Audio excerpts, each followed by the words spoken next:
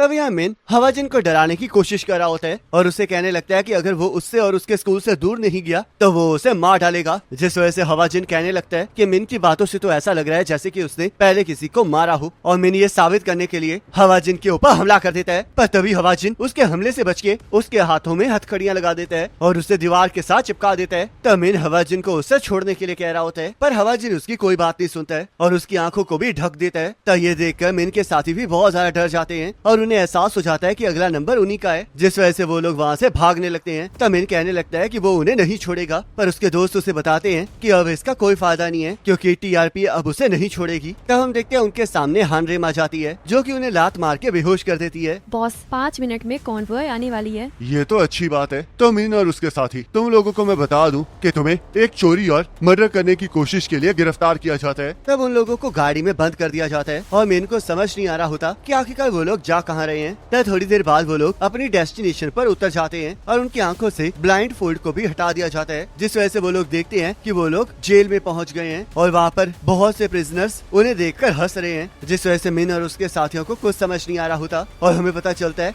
कि वो youth detention centre होता है। तब उन्हें एक सेल में ले जाया जाता है जहाँ पर उनके रूममेट्स उनका इंतजार कर रहे होते हैं और वहाँ पर जियोन और डुयोंग पहले से ही होते हैं। तो न्यूबीज कैसे हो? चलो आप जल्दी से बताओ कि आखिरकार तुमने कौन सा क्राइम किया है, और हाँ झूठ बिल्कुल भी मत बोलना। ये सब कुछ बस एक एक्टिंग है क्योंकि हमें तो कोर्ट लेकर जाया ही नहीं गया है, तो आखिरकार हम जेल में कैसे आ सकते हैं। मुझे पूरा यकीन है कि हमें प्रिजन में विजिट करवा के डराया जा रहा है ताकि हम इससे सबक सीख सकें, पर यहाँ पर ऐसा कुछ नहीं होने वाला है। तो वहाँ पर एक प्रिजनर मिन को उसके क्राइम को बताने के लिए कहने लगता है, पर मिन कुछ नहीं कह रहा होता और उस बंदे को घूरे जा रहा होता है, जिस वजह से वो और उसका एक साथी मिन को डराने आ जाते हैं और उसे धमकी देते हैं कि अगर वो उन्हें ऐसे ही घूरता रहेगा तो वो लोग उसकी आंखों को बाहर निकालेंगे। ये मेरी आंखों को बाहर निकाल लेंगे, पर ये तो मेरे साथ ऐसा कुछ कर ही नहीं सकते हैं क्योंकि हम लोग रियल प्रिजनर्स नहीं हैं। तो इसलिए अगर हमें यहाँ पर चोट लगी तो इन्हें ही सबसे ज्यादा प्रॉब्लम होने वाली है। पर हम देखते हैं ऐसा कुछ भी नहीं होता है क्योंकि एक प्रिजनर आकर मिन को एक जोरदार मुक्का मारता है। ओए लड़के, आखिरकार तुम्हें क्या लगता है कि तुम हो कौन? और मुझे ये तुम्हारी आंखें पसंद भी नहीं आ रही हैं। तब वो प्रिजनर मिन को गले से पकड़कर दीवार के साथ चिपका देता है, जिससे कि मिन का बुरा हाल हो जाता है। आखिरकार ये चल क्या रहा है? मुझे तो लगा था कि ये बस मुझे डरा ही रहा है, पर इसने तो मेरे ऊपर हमला ही कर दिया है और इसका चेहरा तो काफी ज्यादा फेमिलियर लग रहा है। आखिरकार ये है कौन? तब वो प्रिजनर मिन के पेट में एक जोरदार घुटना मारता है, जिससे कि मिन अपने घुटनों पर आ जाता है। यूथ डिटेंशन सेंटर के रूल्स बहुत ज्यादा स्ट्रिक्ट हैं, तो इसलिए अगर तुम उन रूल्स को तोड़ोगी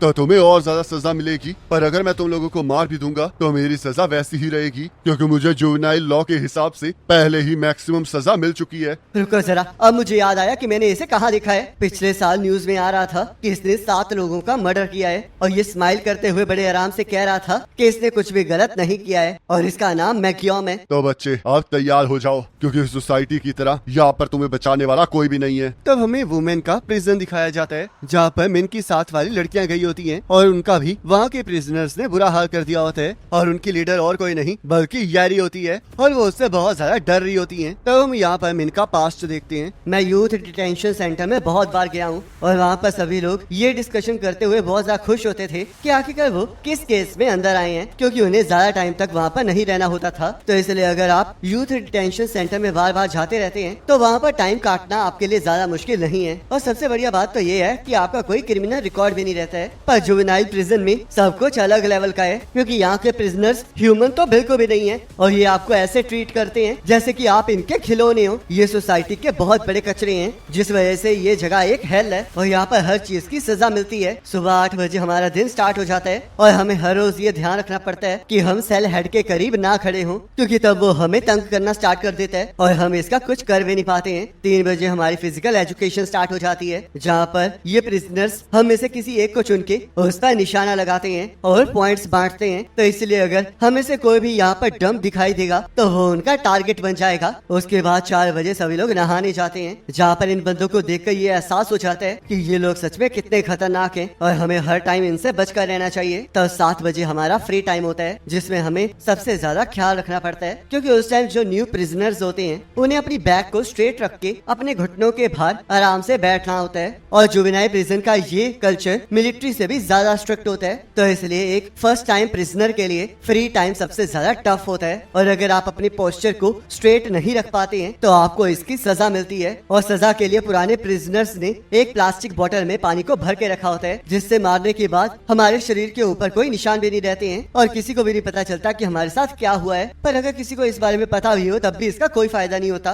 क्योंकि बहुत सारे ऑफिसर्स तो इसे इग्नोर ही कर देते हैं, जिस वजह से किसी को अपनी हालत के बारे में बताकर भी कोई फायदा नहीं है। तो इसलिए अब मैं ये कह सकता हूँ कि ये जुवेनाइल प्रिजन कोरिया की सबसे ज्यादा वर्स्ट प्रिजन है। जुवेनाइल ऑफेंडर्स को नॉर्मली यूथ डिटेंशन सेंटर्स में ही रखा जाता है, और अगर ये लोग वहाँ से इस प्रिजन में आए हैं तो इसका मतलब यही है कि ये वो अपराधी हैं जो कि इमेजिनेशन से भी परे हैं। हमें यहाँ पर आए हुए 5 दिन हो चुके हैं, तो आखिरकार कब तक हमें इस घटिया जगह पर रहना पड़ेगा? हम लोग तो माइनर्स हैं, तो आखिरकार हमें यहाँ पर लाया क्यों गया है? तब माग्योम मिन के ऊपर पैर रख के वॉशरूम चला जाता है, जिस वजह से मिन को गुस्सा आ जाता है और वो पेन को माग्योम के गले पर रख देता है। आखिरकार तुम ये क्या कर रहे हो? क्या तुम अपने आप को जॉन विक समझ रहे हो, जो कि तुम मुझे इससे मार डालोगे? अपनी बकवास करना बंद करो और हमें ये बताओ कि आखिरकार हमें यहाँ पर कब तक रहना है? टीआरपीए ने तुम्हें इसके बारे में कुछ ना कुछ जरूर बताया होगा, तो मरने से पहले मुझे सब कुछ सच सच बता दो। आखिरकार ये टीआरपीए क्या है? क्या तुम मजाक कर रहे हो? क्या तुम्हें सच में लगता है कि मैं तुम्हें नहीं मारूंगा? तब माग्योम मिन के पेट में एक जोरदार एल्बो मारता है, जिससे कि मिन नीचे गिर जाता है और वो उसके सिर के ऊपर पैर रख के उसके सिर को भी जमीन में दे मारता है। रुको जरा, क्या टीआरपीए से तुम्हारा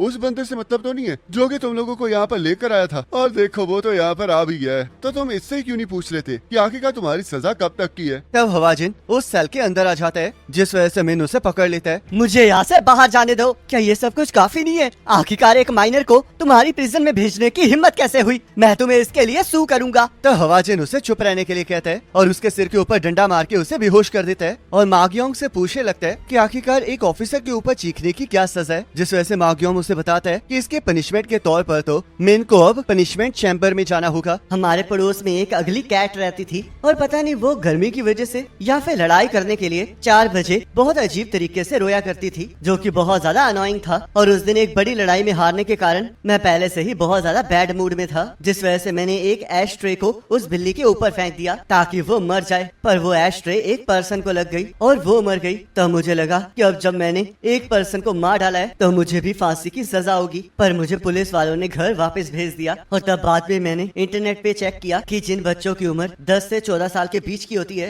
उनके ऊपर कोई भी क्रिमिनल चार्जेस नहीं लगते हैं, और 10 साल से कम वाले बच्चों के ऊपर तो कोई रूल्स अप्लाई भी नहीं होते हैं, क्योंकि लॉ के हिसाब से वो इतने ज्यादा कैपेबल नहीं होते कि क्रिमिनल्स बन सके, जिस वजह से उनके गार्डियंस और उन्हें डांटा ही जाता है। और 3rd क्लास में होने की वजह से मुझे वो सब कुछ अच्छे से समझ में आ गया था। मुझे पूरा यकीन है कि जिस भी एडल्ट ने वो लॉ बनाया है उसे पक्का ये लगता होगा कि बच्चे बेवकूफ होते हैं, और उसके बाद से मैंने उस लॉ को बिना किसी हेजिटेशन के यूज किया और मुझे कोई भी लीगल पनिशमेंट नहीं मिली। पर आखिरकार आज मेरे साथ ये क्यों हो रहा है? तब यहाँ मिन को होश आ जाता है और उसे समझ नहीं आ रहा होता कि आखिरकार वो है कहाँ, क्योंकि उसे अकेले ही एक छोटे से कमरे में कैद कर दिया गया होता है, जिस वजह से वो इस बात से बहुत ज्यादा खुश होता है। पहले तो मैं इस बात से बहुत ज्यादा खुश था कि मुझे अकेला रखा गया है और अब मुझे उन बेकार से प्रिजनर्स को नहीं देखना पड़ेगा। पर जैसे जैसे टाइम बीतता गया तब मुझे एहसास हुआ कि कुछ गलत हो रहा है, क्योंकि मुझे समझ ही नहीं आ रहा था कि आखिरकार मैं वहाँ पर कितने टाइम से हूँ, और वो इतना ज्यादा सफोकेटिंग था कि मैं पागल होने वाला था। तो वहाँ से परेशान होकर मिन दरवाजे को जोर जोर से खटखटाने लगता है और उन्हें खुद को बाहर निकालने के लिए कहने लगता है, जिस वजह से हवाजिन वहाँ पर आ जाता है। तुम तो सच में पागल हो गए हो लड़के। तो चलो फिर अब ध्यान से सोचो कि आखिरकार मैंने तुम्हें यहाँ पर क्यों डाला है, और उसके बाद तुम्हें इसके बारे में लिखना भी है। पर हाँ, याद रखना कि अगर तुम्हारा आंसर सही होगा तभी तुम घर वापस जा पाओगे। रुको जरा, क्या तुम मुझे सच में घर वापस भेज दोगे?